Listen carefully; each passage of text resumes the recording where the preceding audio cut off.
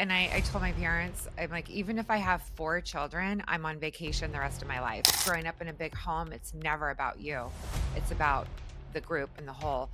And because I was a mom to all these younger siblings, I felt a very natural progression would be education. So my degree is in education. There's no way that I could survive in Los Angeles on a teacher salary. Hey everyone, welcome back to the Walk to Wealth podcast. If you're tuning in on YouTube or any of the podcast directories, make sure to do yourself one teeny tiny little favor and make sure to give us a follow because I don't want you to miss out on any of the amazing guests I got coming on this year.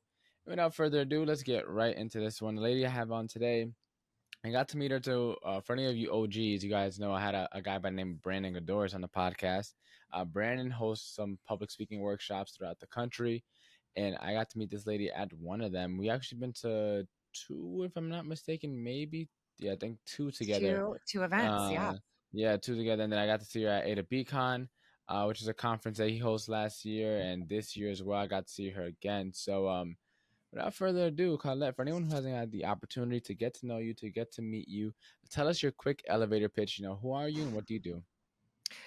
I'm Colette Brown. I'm a personal wellness advocate, became an advocate after being sick for over 20 years and learning through simple life changes, nutrition, lifestyle, that I completely changed my life and healed my body and started noticing magnificent differences within 30 days. And I got so inspired that I wanted to share it with the world. And that's what I do today. Amazing. So, take us back in a time machine before you had, public speaking and you had your own business and you were Mhm. selling things online. Take us back to little Colette. Like, what was your childhood like growing up? Were you always this entrepreneurial, super, creative person? Like, what was it like growing up, and how did that play into who you are today? Yeah, that's a great question because it all starts with our childhood. And I'm the second oldest of 9 children, and we were raised in the countryside in a little town called Yakima, Washington. So I was in nature. We had horses and cows and dogs and cats. And so saddling a horse and riding up the hillside after school was a common activity. The problem is that being one of a large family is that sleep at the time was not prioritized. And so what happened is my body needs a lot of sleep and I didn't have that as a child. And so I was sick all the time. I had strep throat, tonsillitis. My 4th grade year, I had it 7 times.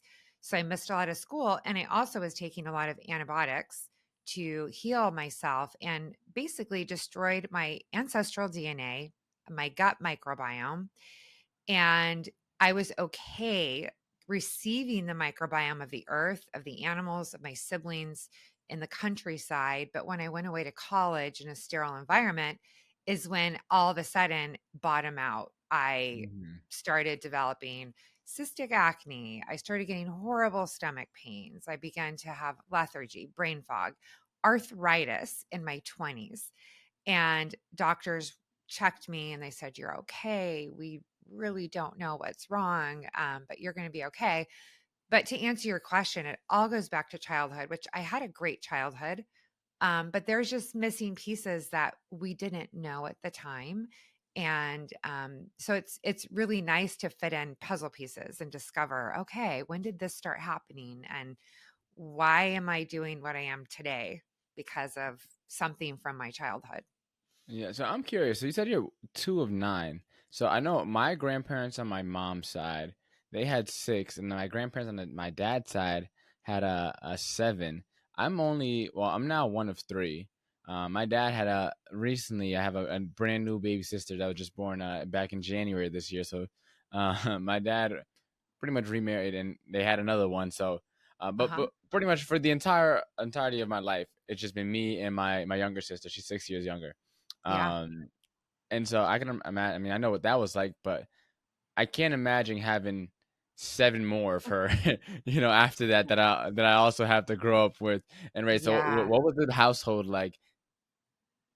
It was it was really there was a system.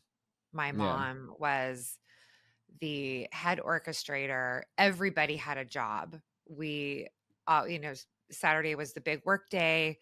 Um I was in charge of cooking, somebody else was in charge of setting the table, somebody else clearing the table, someone else washing the dishes, someone else sweeping the floor.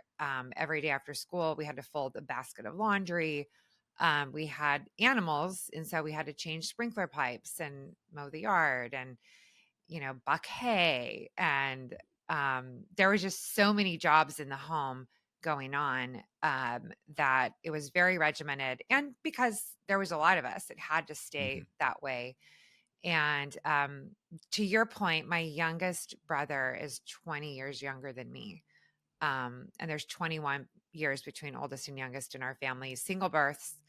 But it was really, I mean, it was obviously, you know, fun a little bit, but it was also really intense because you Yeah. had to, and I'm really good with people because I was raised with multiple personalities and Yeah. nothing can really shake me.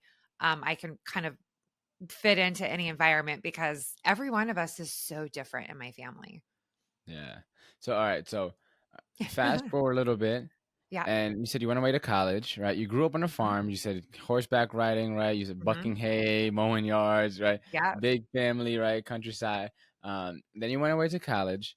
Um, what was your thought process going into school? Did you have an idea as to what you wanted to do? Were you gonna, Yeah. you know, Well, get into like animals and become like some sort of vet or something like? What was your thought process going into college? my only goal, and you're gonna laugh, was to get away from home. I I can't I blame just you. I just Yeah. wanted out, and I told my parents, I'm like, even if I have 4 children, I'm on vacation the rest of my life. I wanted out, and so I got out. I Yeah. really wasn't thinking about what I wanted because growing up in a big home, it's never about you. It's about the group and the whole. And because I was a mom to all these younger siblings, I felt a very natural progression would be education. So my degree is in education. But graduating, I looked at teacher salaries and I didn't do that in reverse. And I thought, there's no way that I could survive in Los Angeles on a teacher salary. And so I didn't go into teaching. I completely changed the trajectory of how am I going to survive and make it for myself in Los Angeles. Yeah, so what was that like trying to figure out you got out of college, you had this idea to do one thing, get into the real world, realize that thing wasn't gonna work out.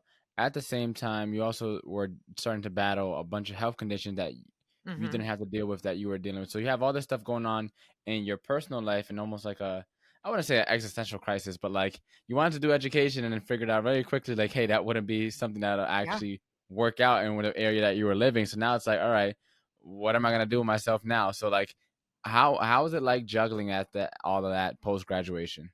Yeah, it was hard. I do have to interject here that um my last couple years of college, I became a live-in nanny for a family Yeah, because it was easy for me. They had 3 kids and all I had to do was get them to school, um, pick them up, help them with homework, and I had my room and board paid for. And they also gave me a car. So it was really easy for me. So that was the way I sustained myself through college. And then when I got out, I was like, yeah, I don't want to be a nanny the rest of my life. And worked at a temp agency and I got a job at a company called Guthrie Rinker, which you're probably too young to know who they are, but they found Tony Robbins, oh, Bill okay, okay. Guthrie, and Greg Rinker. They were college students, and they would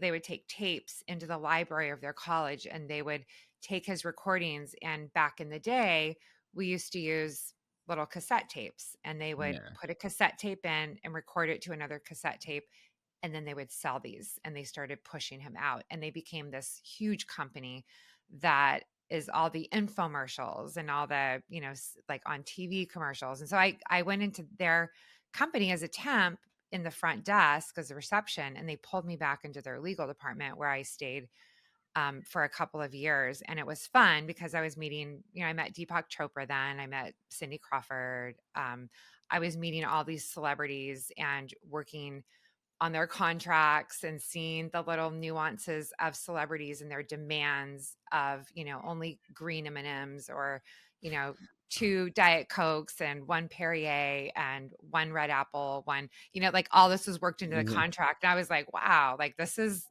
something very different coming from a large family where we don't, you just kind of are happy with what you get, to Yeah. people that were like, I need this in order to survive, and a baby grand piano in my suite when I come. And so it was really fun. I was just seeing the world through a lens of that celebrity view and entitlement, and also that big production of what does it take to Yeah. launch an idea to public, and how do you sell it and everything that goes behind it. So I was really fascinated by that.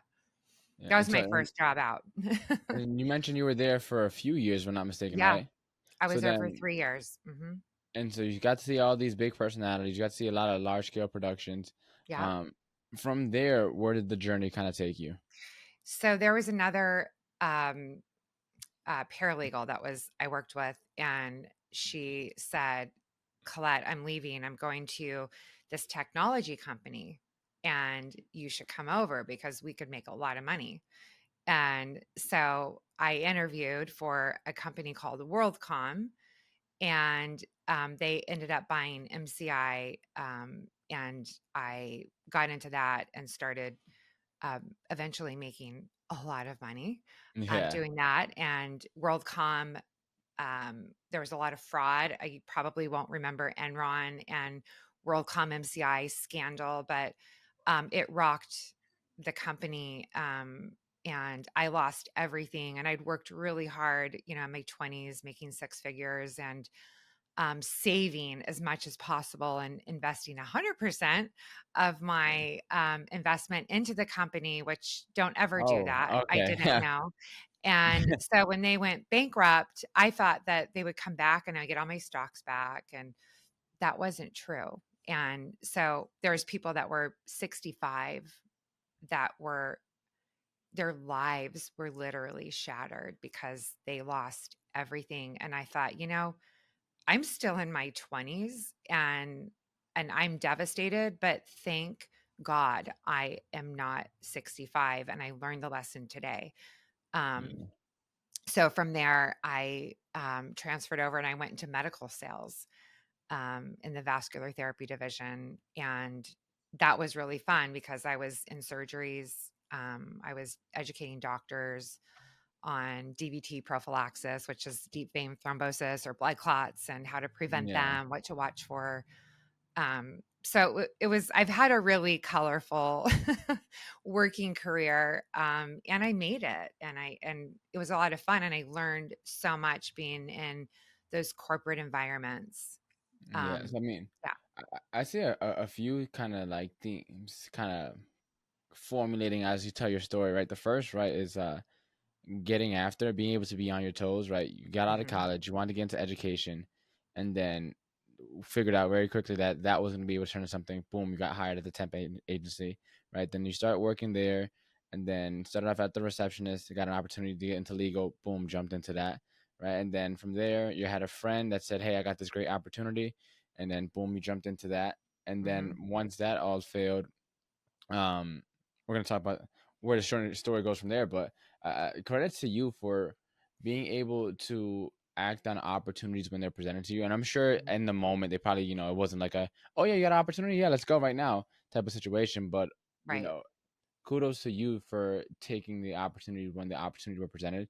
I think a lot of people talk about how, hey, if only I had this thing, or if Yeah. only I had a chance, or only someone gave me a shot. And a lot of times people are getting opportunity, just doesn't show up in a way that people are. It's not handed on a silver platter, right? It's like, Oh, hey, no. this is a great opportunity for you. Sign up. No, it's like more subtle, right? And so you have to Yeah. be, paying attention because opportunities will fly by, and Yeah.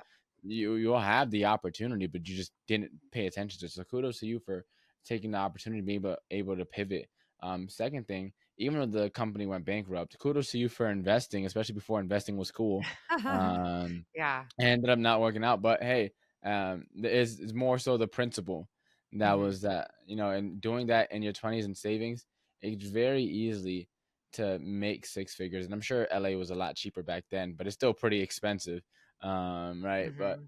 kudos to you for saving a lot of that money because it's very easy to come from not much and come from, making just enough to get by, to then having a lot of money and just absolutely doing not like anything and everything with it and losing it Mhm. all very quickly. So kudos to you for that. And so, all right, to get back to Yeah, the story I again. have to interject there and say that it also taught me, because I was so focused and driven for 5 years while I was there, that I wasn't traveling. Like, I do little trips here and there, but I Hmm. wasn't going to Europe, and I wasn't doing these things, and I was saving, and I lost all the savings, and so it also taught me to travel and to be in the moment and to be responsible, but also you've got to live. And I could have, at that time, again, I could have been doing more things, but I was trying to be responsible. Just, I think, probably because the way I was raised, Yeah, and being very thoughtful and mindful and appreciative and not wanting to squander. But travel is not squander, it's education, it's learning, it's seeing other cultures, it's yeah. enriching. And so I also learned from that to not be so rigid, and to get out there and go. Yeah, that's a good point. So let's pivot really, really quickly. So to that point, right? Because a lot of times you hear, right, you have to work, work, work in your 20s so that you can Mhm. enjoy the rest of your life, right?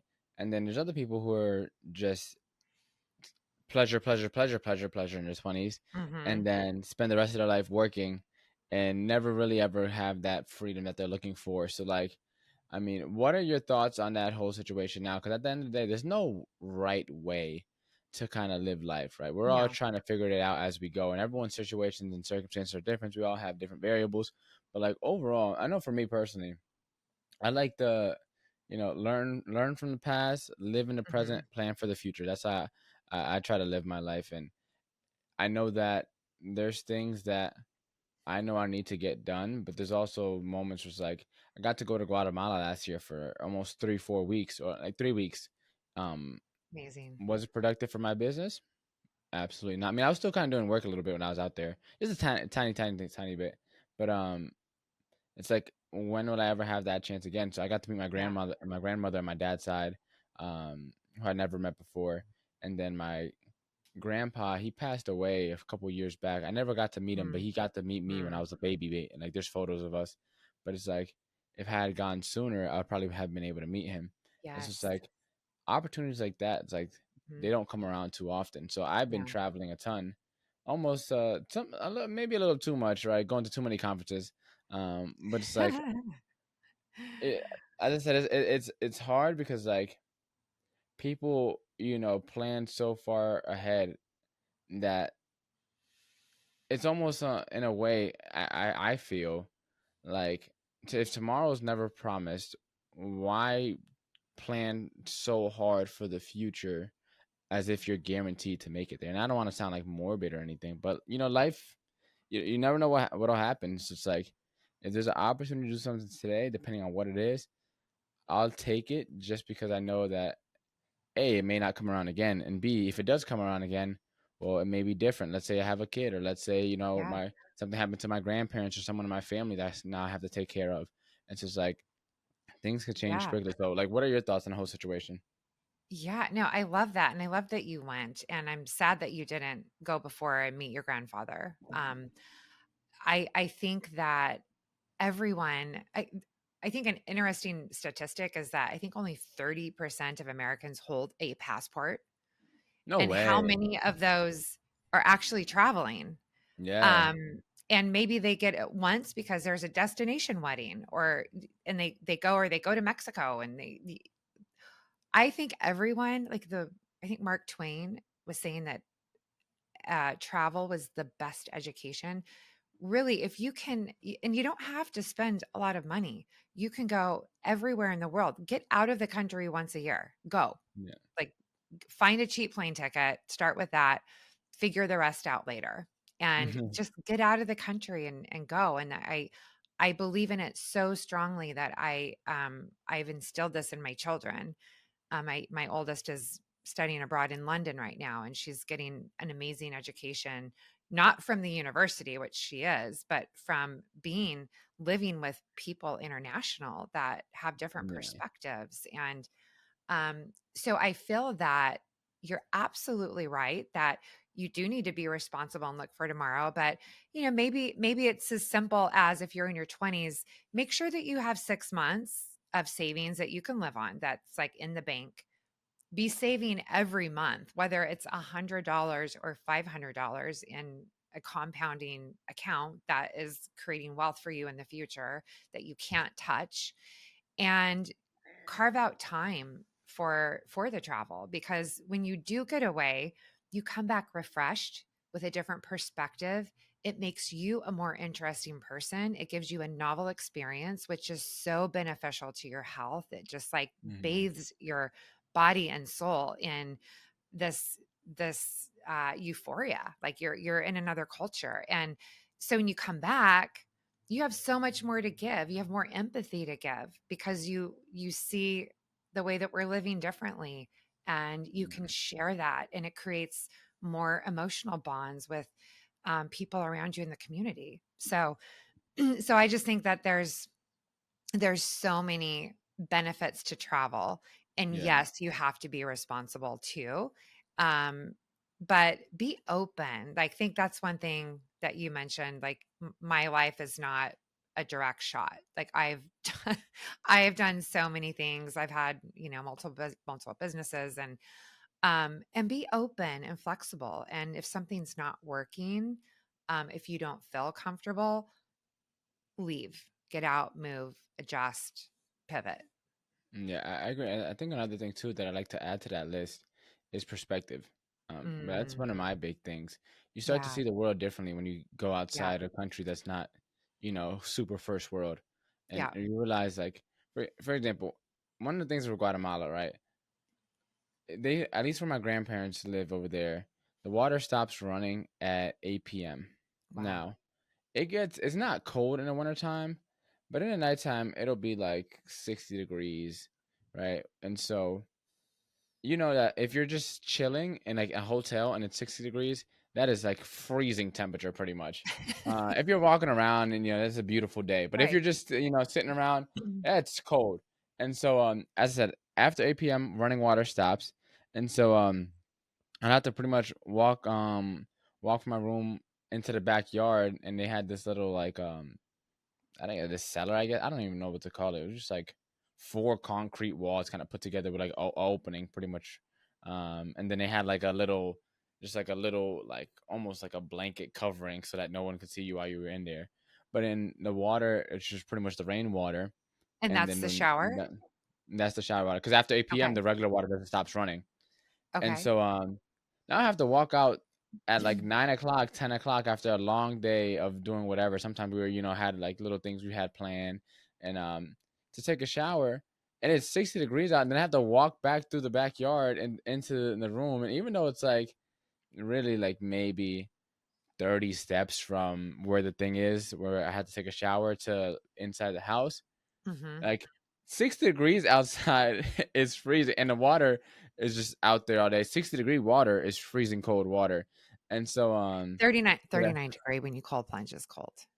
yeah, really 39 Yeah, degrees you said? 39 degrees. Yeah. Yeah, and so I can only You're imagine just getting, how it's cold like it's it's at. an introduction for you to cold plunging. It was. I mean, that was And like that's 12 why they're months ago. probably healthy, because they're getting that cold water. It's so good on your body. Yeah. Yeah, but yeah, so little things like that, it makes you so much Yeah. more grateful. Because then I'll be Yeah. there on the trip, and I'm just like, damn, I'm not gonna get back home till 9:30. I'm gonna have to take a shower outside now. And like I'll be, on the ride back to somewhere. I'm just sitting there thinking like, I gotta shower outside tonight. This is gonna be awful. Yeah. And then Yeah. another thing too, when I went to Dominican Republic, those are the only two times I left the country, DR and Guatemala. My Mhm. first time was DR. When I went to Dominican Republic, there was a massive delay on our plane. We ended up flying like maybe like 3 hours later than we were supposed to, or like 2 hours later, some crazy absurd amount. We get there, it's like 1 in the morning, 2 in the morning. It was like a 40-minute drive back from the airport to where my uncle's house was in the capital. We drive there, and of course I had a long day, so I'm gonna take a quick shower. I see a big, like almost like a tank of water. I'm like, oh crap, they don't have running water. Great. Huh. Water is freezing cold. And I'm just like, it's 3 in the morning. Like the last thing I want to do after traveling all day long is go take a freezing cold Right. bath thing. And so they had like a little bucket in the tank, and I just had to scoop the water. And then I remember seeing this massive roach, probably like the size of like 2 quarters or something like that, just fly across. I'm just like, okay, that's enough. That's enough motivation. And so I started throwing the water on me. I'm like, yeah, I gotta get out of Yeah. this bathroom. Yeah. So I took the fastest shower ever, and then got up out of there. But like I said, when you go to these countries, Yeah. that's not the U.S. Teaches you so much gratitude Mhm. and just humility and appreciation for the things that we take for granted, and Yep. that people out there don't have any access to at all. So I Yep. agree with you 100% with everything you were saying. And I said traveling. I've only as I left the country twice. I've been to Puerto Rico 2 times, which is not really out the country, but kind of is in a way. Yeah. It's a Um, different. Yeah. it's a different culture. It's the It is. Caribbean, but it's still kind of Americanized. But aside from that, I traveled in the states quite a bit, and each state is very different. It's crazy how It much is. states vary like state to state. And so, but It is. ideally, Yeah. I want to go If to you can't get out of Europe, the country, you can go travel to to another state and it's yeah. I want completely to travel different. to Europe, and go around there. I want to travel to ideally, I wouldn't mind going to a couple places in Asia, like Japan, for instance, and a couple other ones. I wouldn't mind going to Pakistan. My editor, he's from Pakistan, that edits the podcast on my content. He's a 20-year-old college student right now. So I wouldn't mind going out to go visit him, one of Yeah. these days. But I really want to travel the world. I just haven't had the opportunity. So all my travel now, for the most part, is just like strictly business. But I'm building up my points and miles and my loyalty reward status, so that when I do start traveling for personal, I get to have all the luxuries, all the benefits that come with it. But yeah, I mean, to kind of put it back to you, where has been your favorite place that you've traveled so far outside of the U.S.? Um, I have to say that my soul felt most connected when I went to Turkey. I was in a town called Bodrum Okay. and a little city called Turkbuku, and my soul just lit up and I felt so connected. I was recently in Scotland and we're we have Scotch Irish heritage, and Hmm. so it felt fun to be there and just kind of imagine like this is where my ancestors were, and to be connected to that. So those are two places. I don't know. Turks and Caicos was on my bucket list. That was fun, just because the water and the sand, Yeah. um and everywhere you go, it's interesting because you'll find that people really make the place. Like I found Spain, people are so warm in the smaller Yeah. cities. When you get to bigger cities, it's a little bit different. Yeah. But like Bodrum, the people are so warm and welcoming you into their home, um and then, London's a little bit colder. People aren't as warm and fuzzy, and that's Yeah. okay. Some are. It just takes a little bit longer to crack into that. So just learning how to meet people, respect boundaries, know that everyone is different when you go there, and just to really be an observer Yeah. of their personalities and how they talk to you. I'm sure if you went to Pakistan to visit your friend, they would welcome you more than any place that you've ever been welcomed, even in your own home, because their culture is so grounded and rooted in hospitality. Mm. So it's really interesting. In those Middle Eastern cultures and countries, you go to someone's home and they immediately bring out food and nuts and cakes and coffee and drinks and water and what can I give you? And you come to the States and you go to someone's home, a lot of times you'll be lucky if somebody offers you water. Yeah. Um, and that's okay. That's just our culture. And the Yeah. Middle Eastern culture is hospitality. Like they're just Yeah. everything on a golden platter. Like you're our guest and we honor you. And so to see that, so when you come back home, you can say, oh, when I have guests over, I need to offer them. Like, it wouldn't be nice to offer them a plate of nuts and fruit and something to drink. Like that was really sweet. It's very welcoming. So you feel how it feels to receive, and emulating that and giving back when you get home is something we can pay forward here too, and maybe create a little more culture within Yeah. America. There's a lot we can learn from the East. A lot we can learn. Yeah. But all right, to kind of come back to the storyline where we last left off was you got into medical sales. Hmm. You started doing that for some time. After medical sales, I'm curious, when did the idea for what you have going on now, when did that start formulating? When did that start building up? Was it a seed that kind of just got watered and over, the course of a few years, 5 years, or Yeah. 10 years kind of came up together? Or was it something like overnight, I got this good idea and let me just run with it? Yeah, that's a great question. So I became, when I was working in corporate, I became an esthetician because Mhm. I wanted to figure out, why did I have cystic acne? No doctors could cure it.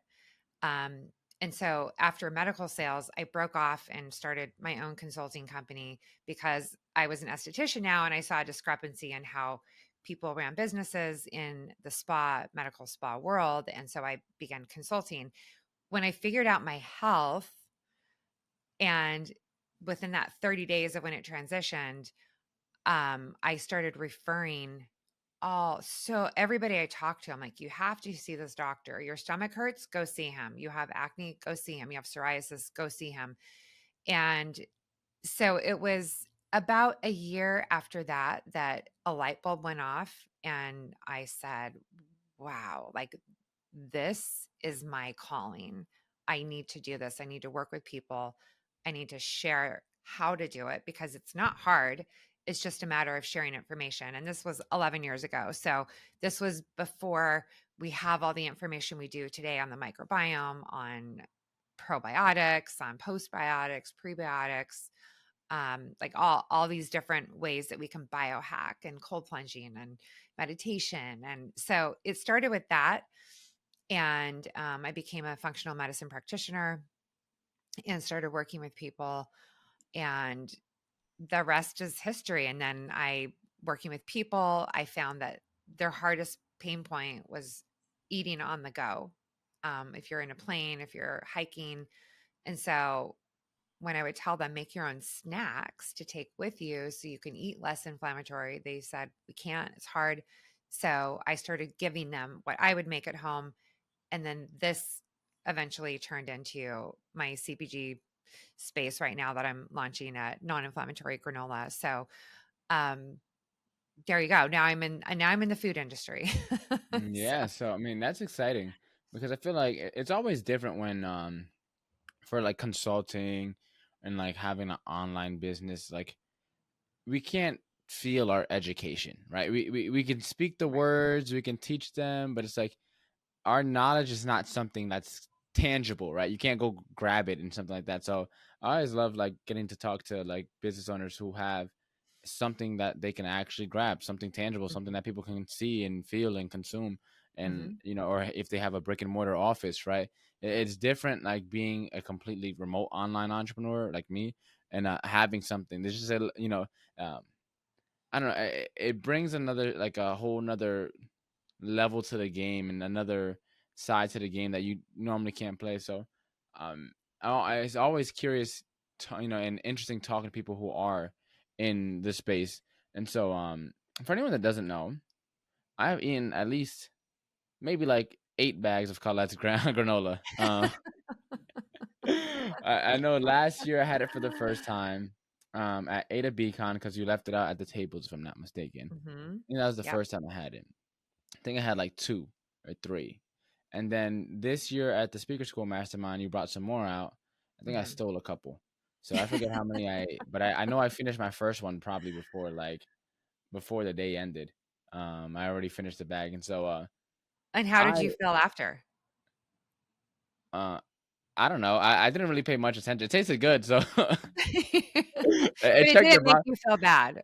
Yeah, That it didn't Yeah. make me feel bad. Yeah, I wasn't paying as much attention to how I felt aside from my taste buds were happy. Yeah, your taste Um buds are happy. and It's then really the delicious. ingredients list. So one of the things I talk about to people all the time. I think I don't ever mention, I never mentioned on the podcast. I have like I forget where I heard this. I call it the 5 finger rule. But if there's 5 things that I can't pronounce, I'm not buying it. Whether Mm, that's food, whether that's hair products, whether that's lotion, whether that's you name it. If there's more than 5 ingredients that I can't pronounce, I am not doing it. Right. So first thing I have here, like I'll just grab my lotion, right? Right. The water, glycerin, I know what that is. Then the second thing is disterilidimonium chloride. I don't know what that is, right?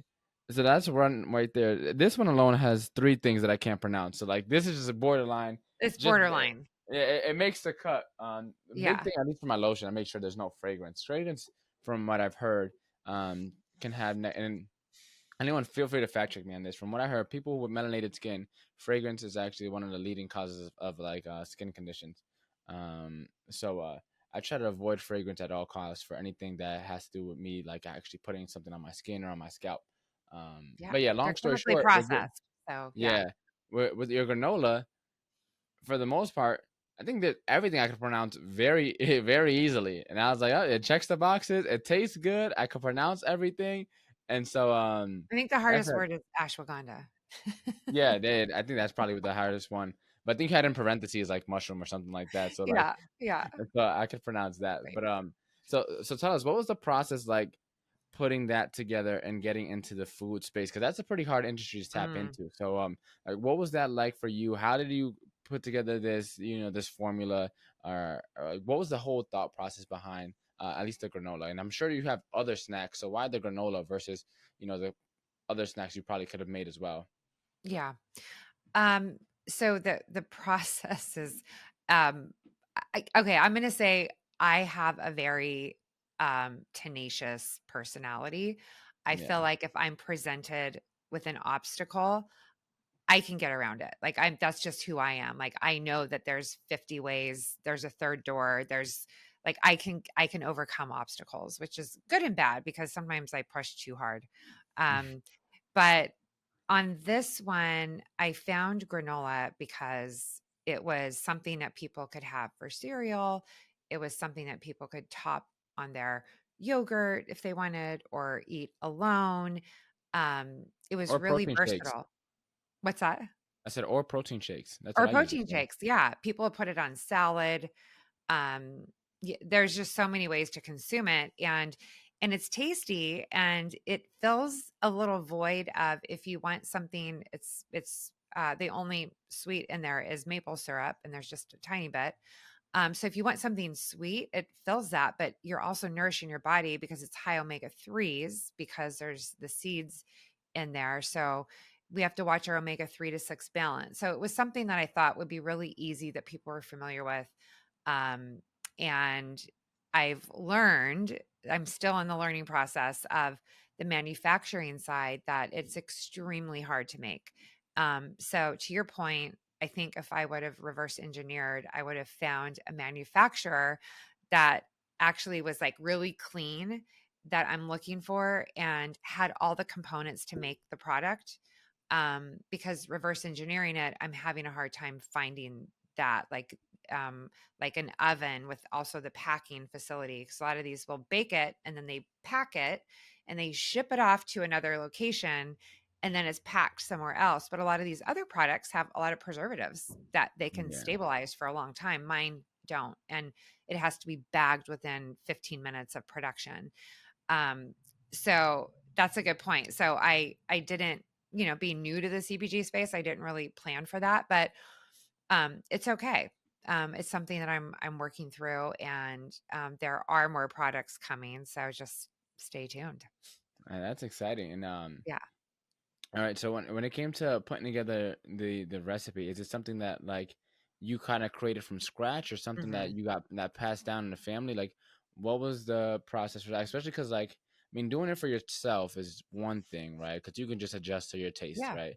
But Yeah. like to have something that's replicatable, so that Yeah. every time Yes. someone orders your granola, like what was that like with the right and figuring out the right measurements and the right stuff? Like, what was the Yeah. process behind that? Um, well, there are no, since mine is gluten, grain, nut free, soy free, dairy free, um, there are no recipes really. Yeah. Like I had to just kind of take and create it. And I probably made it 1,000 times in order Wow. to get the consistency and to make sure like I had, friends, family, like taste testing, like how does this taste? How does that taste? How is it crunchy? Is it not crunchy? Is it this? Is it that? Is it, like a little bit more of the cinnamon and a little bit less of that? And like just like a, smidge more um of mushroom powder. And like what, like if I put too much mushroom powder, then it would create kind of a sogginess. And so there's Yeah. all these iterations. And but I grew up baking, but we baked with gluten. And Yeah. so it was a big part of my background. And so it's something that I want to continue in these traveling snacks that people can grab and go because, we can go to restaurants and we can cook in our kitchen and nourish our bodies. But that on the go component, if I'm on a golf course, almost guaranteed there's never a snack I can eat.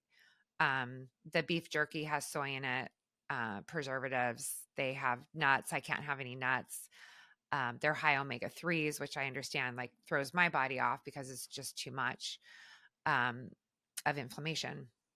Yeah. So I'm really trying to educate people on your omega 3 to 6 balance, that we need both and they need to be balanced. And so my snacks are going to be balanced. So you don't have to think, okay, this granola here has oats and nuts, and it's going to send me into space with inflammation because even though it's quote healthy and quote organic, um, it's all inflammatory. And so Yeah. that's why I'm going to feel heart palpitation, or my eczema is going to flare up, or my acne is going to break out, even though I'm eating something healthy, and then not understanding that. So there's a lot of education behind the brand that I'm creating, and the products that I'm making to help Yeah. others. And so for anyone that wants to keep up with all your snacks, or anyone that's local, I'm not sure. Are you doing nationwide distribution yet or no? I'm on Shopify. Yes. Okay. So So yeah, so I for do. anyone that wants to um order any of the granola, I said I always eat them whenever I get a chance because they're really good. And so, where can we find it? Where can we keep up with you and all the amazing? I know you're public speaking as well. Hmm. I know you're educating people online about a lot of this stuff. You have a lot to Yeah. offer to the world. So, where's the best place to keep up with you and find out more about what you have going on, and also get the granola? Thank you, John. Yes. So you can find me on Instagram at love. I'm sorry, Wellness by Colette, Colette. And then my granola, you can find it on the website, which is love-colette.com, Colette. And that will link you to my website that will push you out to Shopify where you can see the products. And you can also listen to my podcast there, which is Limitless Healing with Colette, on all platforms. And yes, and I do public speaking and women's retreats, and there's all kinds of stuff that I'm in right now, and it's exciting. Thank you. Amazing. And so, for anyone that's listening, keep an eye out. I may be making a special guest appearance one of these days on the podcast. Not sure when it's going to air, Absolutely. but Yep. make sure you guys listening now keep an eye out.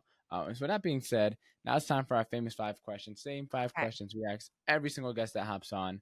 Question number one is: what is the most impactful lesson you've learned in life? To let things flow and to forgive and just be, because life is too short. What is the most admirable trait a person can have? Integrity. If you had to change someone's life but only had one book to recommend, which would it be? Hmm. This is this is a great question. Um, there's many, but I'm thinking of Martha Beck. The Way of Integrity is amazing because she that transformed my life. And I think if we can lead with that and let that be our guide, we get out of our heads.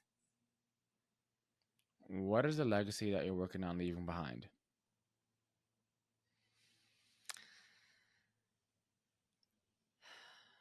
Hmm. I guess my main focus right now in life is my daughters and just teaching them to lead with truth, an open heart, and just love, and love unconditionally. And I think once my girls are raised, I will start thinking about legacy in the world. But right now, it's just to instill in my daughters a way of living and loving and being able to contribute positively to society. And for anyone that wants to embark on their walk to wealth today, what is the first step you recommend they take? Start saving. It just every day, even if it's something. I think there's a statistic. If you start when you're like 18 or 20, and you can save $100 a month or a week. I'm not sure. I have to double check that, John. But that the compounding interest will grow it to $1 million by the time you're 40. And just like a little goes a long ways.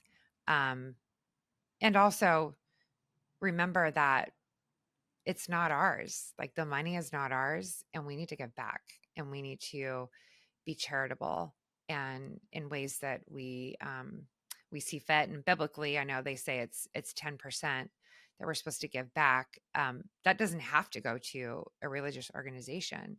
Just imagine that 10% being your contribution wherever you feel that you can make, whether it's a homeless person or a friend of yours who's in need. But always be open and compassionate to giving back, and also look to the future and make sure that you're taking care of yourself too. Amen. Well, Colette, that is our time here on the show. Super grateful to have had you on. Thank you for taking your time. I know we have a bit of a time gap, a little 3 hour delay between the two of us. So thank you for making the time to hop on the podcast. And I'm looking forward to hopping on yours and continuing the conversation. I can't wait. I'm excited to explore all things Mr. Mendez soon. Alrighty. All right. Thanks so much.